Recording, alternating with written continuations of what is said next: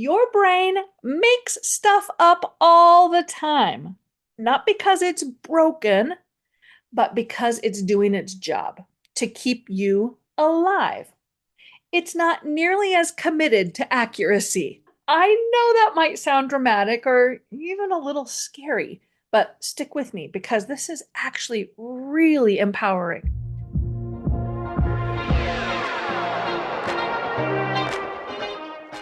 Welcome to the Foster Your Voice podcast with me, Kristi Foster. After a 30-year career in music and theater, I never imagined I'd be coaching trial attorneys. But once I entered your world, I quickly realized how critical and underutilized voice is in the courtroom. The truth is, you don't win trials with brute strength. You win with your voice.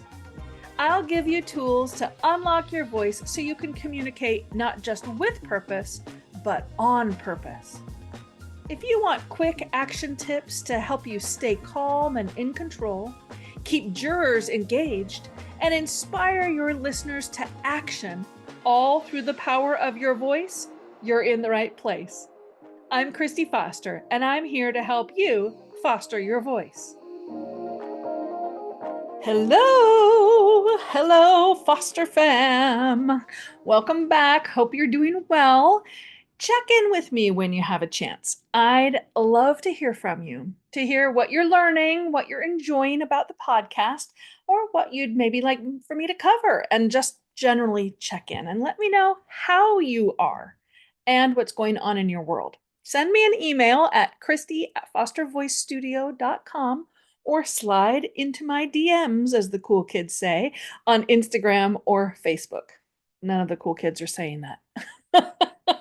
Let's get connected and catch up. I'd love to hear from you. Before we get into today's discussion, I wanted to share something I've been doing lately. And that is, well, say for instance, I had lunch with a friend recently that I hadn't seen or talked to for a while, an extended season. So we were catching up and they were sharing about a procedure they'd had done not too long ago. We're at that age, we have procedures done. Anyway, while they were sharing about it, they said, I really liked my doctor. At which point, I very rudely derailed the conversation and asked, what did you like? They said, I just like that they took their time with me. Nothing felt rushed. I felt like I was able to really share without feeling dumb or like it didn't matter. Like they really listened to me. Well, how could you tell? What kinds of things did they do that made you feel listened to? Well, they moved away from their computer thing and turned to face me. They breathed deep and made eye contact, but like not in a creepy way. Right, like with soft eyes. Yeah. And they just let me talk. I guess they had some ums and mhms too, but I don't know, maybe they weren't really listening, but I felt like they were. And they were. Did you also think that they knew their stuff? Oh, for sure. And that's another thing. I felt like they took their time to explain it to me and make sure I understood what they were going to do. Can you hear all those great nonverbals? As an attorney, these are things you can and should be doing. Set your agenda aside. Be present with the jury. Be patient, especially in your teaching section. Allow plenty of time to bring them along and make sure they get the info because they'll be using that info as you get into the story and as they listen to direct and cross. Breathe low, soft, inviting, warm expressions. Let the jury lead the way. Give some good open-ended follow-up questions and then give them some space while you just breathe well and stay present. Sure, yes, you also need to know your stuff, but that's not really in question here, is it? I mean, you know you're stressed about not being prepared enough, but truly, you know your case.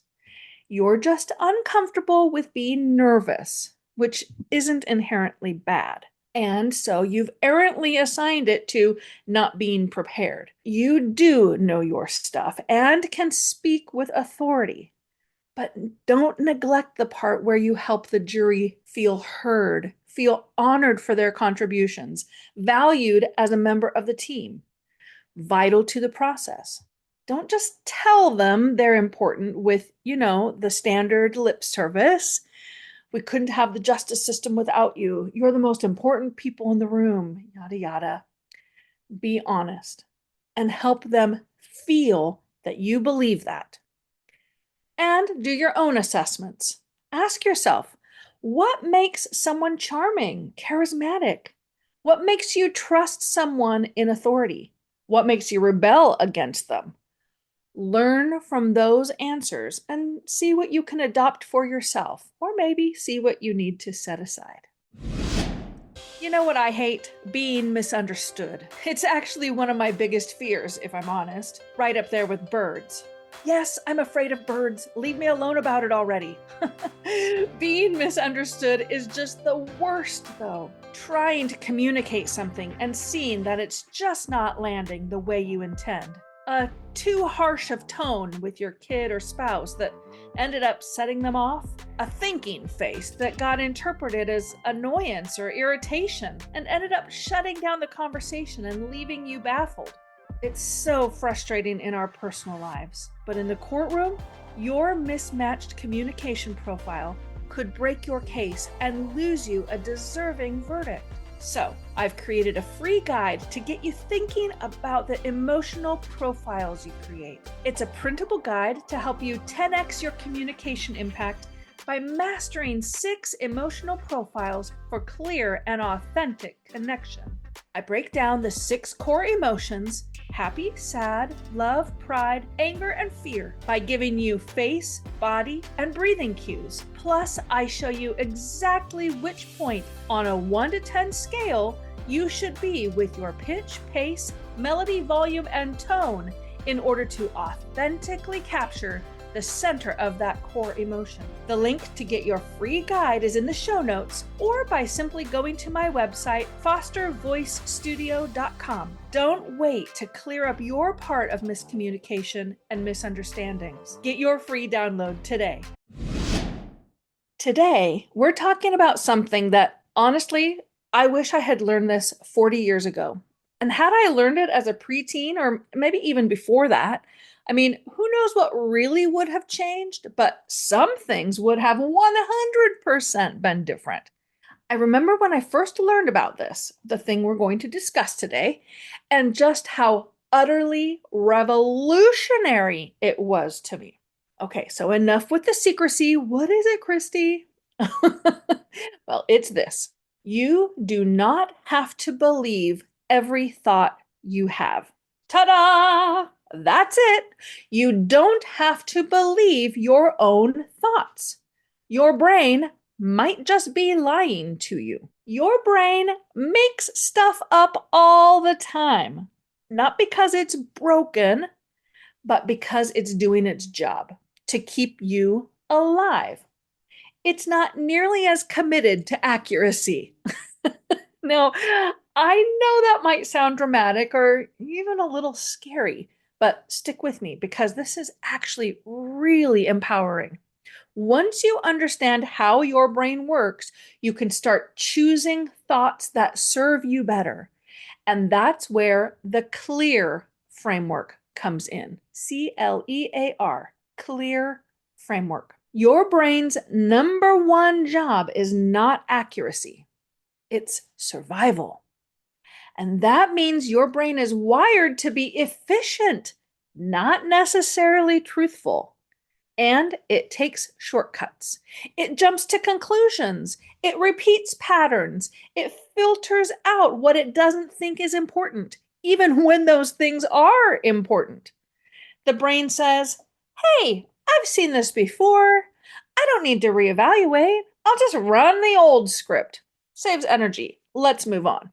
Well, that's great if you're being chased by a bear. In a moment like that, you don't want deep analysis. In a crisis, you want fast action. The brain is built for survival, not precision. But in a courtroom, that same shortcut becomes a problem. Your brain pulls up old fears, old assumptions, and stories, treating them like facts. It's reacting to what feels familiar, not what's actually true. That's why we need the clear framework. So we don't let outdated survival instincts run the show when what we really need is clarity. Now, if you've been listening to the podcast, you'll know I'm a big fan of Jon Acuff. He's a New York Times bestselling author of at least 10 books, and I've read a good chunk of them. In his book, Soundtracks, which I'll link in the show notes, Jon talks about 3 ways the brain lies to us. And I think they're super helpful to understand why we must be intentional with our thoughts. So let's start with memory. You'd think it would be the most trustworthy part of your brain. After all, it's your lived experience, right? Well, not so fast. There's a study by William Hurst on people's memories of 9/11. Tragic day, 9/11. He followed them for 10 years and found that over time, people's memories of the day, where they were, who they were with, what they felt, changed dramatically. In fact, on average, the consistency of those memories dropped by 60%. 60%. And these were major, emotional, culturally significant memories, not like what you had for lunch last Tuesday. So if your brain can rewrite that, imagine what it's doing with your daily life. Second, your brain doesn't always know the difference between real trauma and imagined trauma. So even if there's no bear chasing you, and I really hope there's not, just the thought of a hostile witness or a fumbled closing, it reacts like there is a racing heart, tight voice, scattered pacing. That's your body treating imagined fear as real threat. It's not just thinking, it's feeling. And unless you intervene, that fear can hijack your performance. Now, the third reason you shouldn't always believe your own thoughts is that the brain likes to believe what it already believes. This is called confirmation bias. Once you believe something about yourself, about your case, about jurors, about opposing counsel, your brain starts scanning the environment for ways to prove itself right. So if you believe jurors never listen when I talk about damages, your brain will ignore all the jurors who appear to be listening and who are giving positive, engaging body language, nodding, making eye contact, and you'll zoom in on the one juror who just happened to yawn. You'll make up a story about it, and your brain will say, "See, told you so." And the worst part, that belief shapes your delivery, which shapes the juror's reaction. So it actually becomes true, not because it was, but because you believed it was. A self-fulfilling prophecy. Here's where the clear framework comes in. It gives you a way to interpret those automatic stories and choose something different. So let me break it down for you. C stands for circumstance. This is a neutral fact, something everyone in the courtroom would agree on, like I'm giving an opening statement today. Neutral.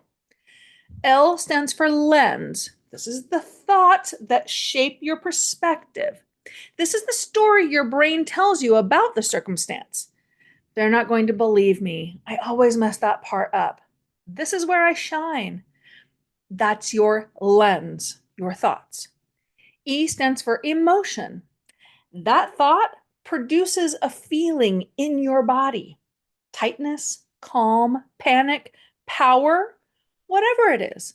It's coming from a thought, not from the circumstance. It's a thought about the circumstance. A stands for action. That emotion now drives your behavior. Maybe you speak faster. Maybe you avoid eye contact. You get too animated or go flat. And then R is the result. Your actions create your results. And here's the kicker. Those results often reinforce the original thought, even if the thought wasn't true to begin with. CLEAR.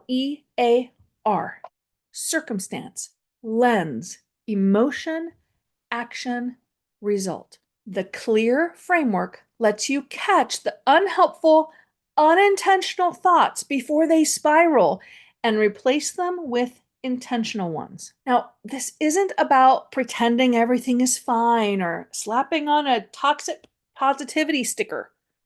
It's not really even about manifesting. It's about getting clear. That's the whole point of the framework, to clear out the clutter and choose a thought that will move you away from autopilot and move you toward who you want to be. So no, you don't have to believe every thought you think. In fact, you probably shouldn't. Your brain's default mode is not truth. It's not even growth. It's safety. And if you want to grow, communicate, and lead at your highest level, you have to choose your thoughts on purpose. That's what the CLEAR framework is here for. So, the next time you catch yourself spinning out, getting stuck, or reacting in ways that don't line up with who you want to be, pause. Run it through the CLEAR framework. And if you want help or want to see it put in practice, I've created a free guide for you. Just go to fostervoicestudio.com/clear. The word clear is in all caps, CLEAR. I give you lots of examples of unintentional versus intentional thoughts and run them through the CLEAR framework. Examples from different phases of trial and examples from those pesky inner thoughts that have created doubt or limiting beliefs. And then I give you a couple of pages of the framework chart so that you can practice writing your own examples.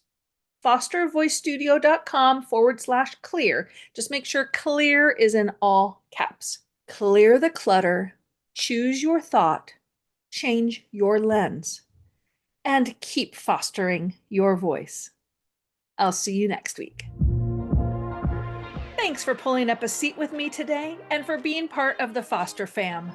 Make sure you're subscribed to the podcast so you don't miss a single episode. And while you're at it, go ahead and leave a review or a comment so I can give you a shout out on a future episode.